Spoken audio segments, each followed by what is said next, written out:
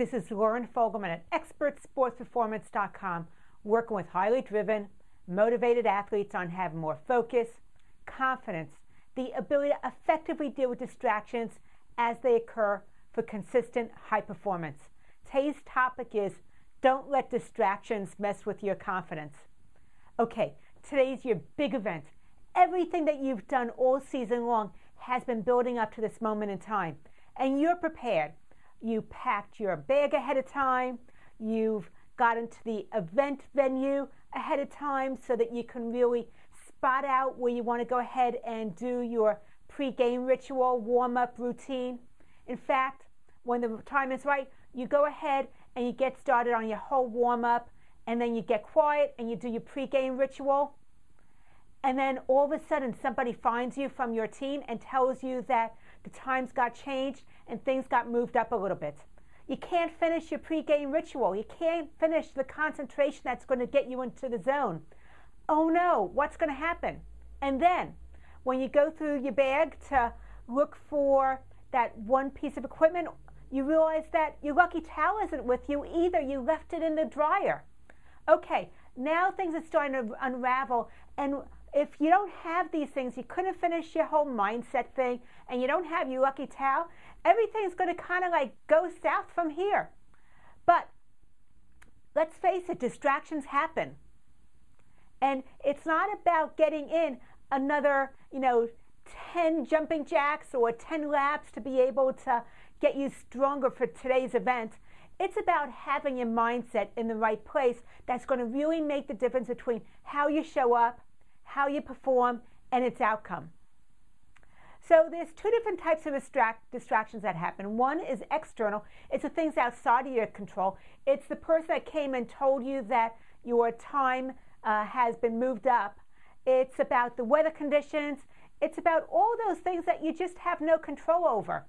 The other part is the internal ones. It's the inner game. It's about how you respond once these things happen. When something doesn't go as expected, what is it that you say to yourself?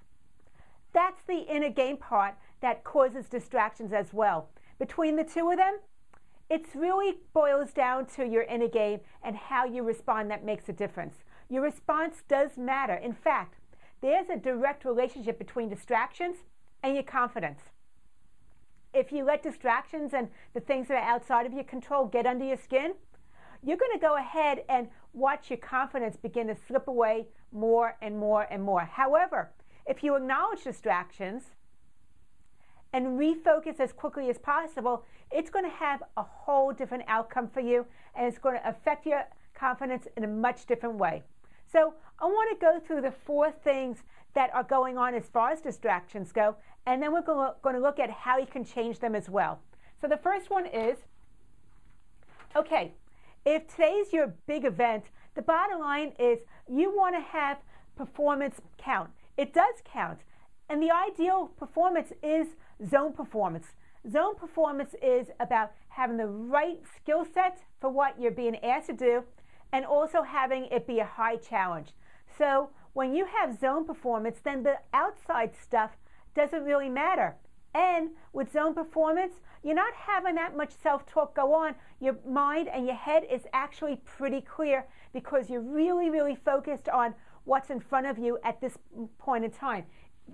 Zone performance means being present focused. So after that, perception. Perception has to do with when stuff happens, and stuff does happen. We've had it all happen to us. It's about what you read into it. How do you judge it? Do you judge it as good or bad? Or do you just see it as this is something that it is and it's kind of neutral? It's just the thing that you have to adjust or deal with differently. So if you have judgment around something, then it's going to go ahead and be some distractions, stay in your mind. It's going to be a little bit harder to let go. But if you just see these things as just something you have to modify or deal with, it's going to have a whole different effect on you, and it's not going to drain your performance as much as it would if you were actually judging it as good or bad and then beating yourself up on something that you had absolutely no control over anyway. And it's already in the past, so you can't do anything about it at this moment in time. So how you perceive something and whether you judge it or not makes a big difference. Okay, let's plan, because planning is important. There's two different types of distractions aside from the external and the internal ones.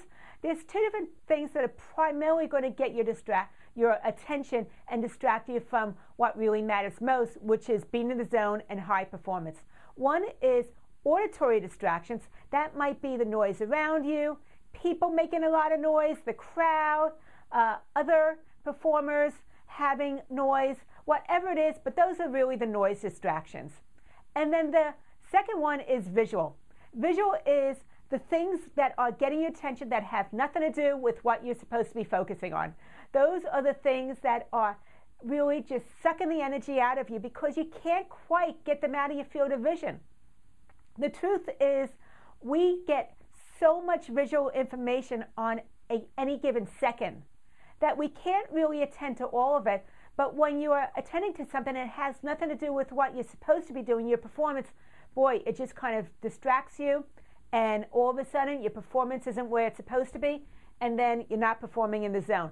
So recognize that you have two different types of distraction, auditory and visual. I want you to go ahead and list as many of them have distracted you in the past or could distract you in the future.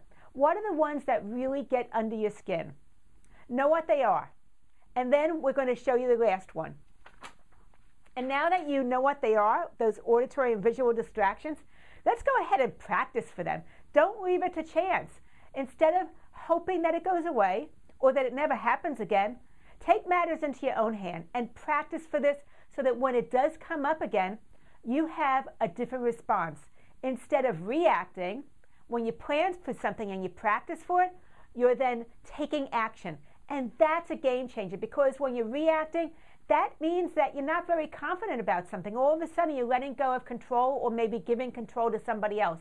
When you're acting, that's coming from a place of purpose and confidence because you're well prepared. So those are the different ways that you get distracted and how to respond to them. The bottom line is that the more that you struggle with something and let it really undermine your performance and distract you, the more that it's going to interfere with your performance again at some point in the future when it comes around again.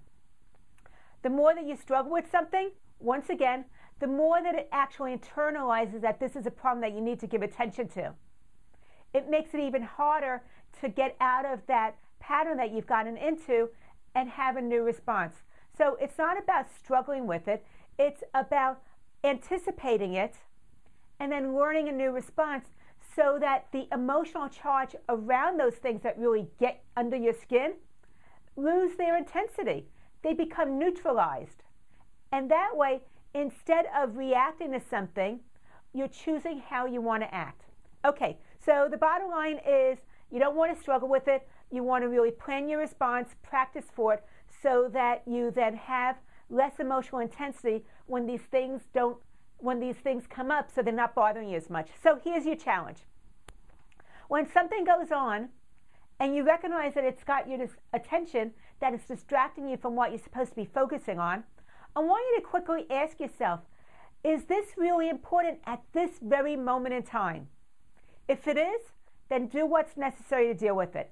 If it's not, then put it on a timeout, put it on a back burner so that you can then look at it after the event. And when you look at it, I don't want you to look at it from a place of judgment, because that has a lot of emotion around it and it reinforces the negativity. I want you to look at it from as neutral of a position as possible of, okay, this happens, this is how I responded, this is what I would like to do instead. Look at it from that critical stance where you're trying to learn from it and improve upon it, as opposed to look at it and beat yourself up, which isn't going to help your self-esteem and your confidence whatsoever. So after the event, go ahead and look at it, see what takeaways there are and what you can do differently next time. And the bottom line is high performance, it demands your full attention. And you deserve to be high performing, reaching your full potential. So see what you can take away from this. Go ahead and post a comment. I'd like to hear what you got from this training video and what you'd like a little bit more information about. If you're interested in the 7 essential secrets to boost your performance, go to my website, expertsportsperformance.com. Put your name and email address in. You'll get that video training series immediately. I look forward to hearing your responses and your posts. And my job is to help you Stay cool when the heat is on. Lauren Fogelman, ExpertSportsPerformance.com.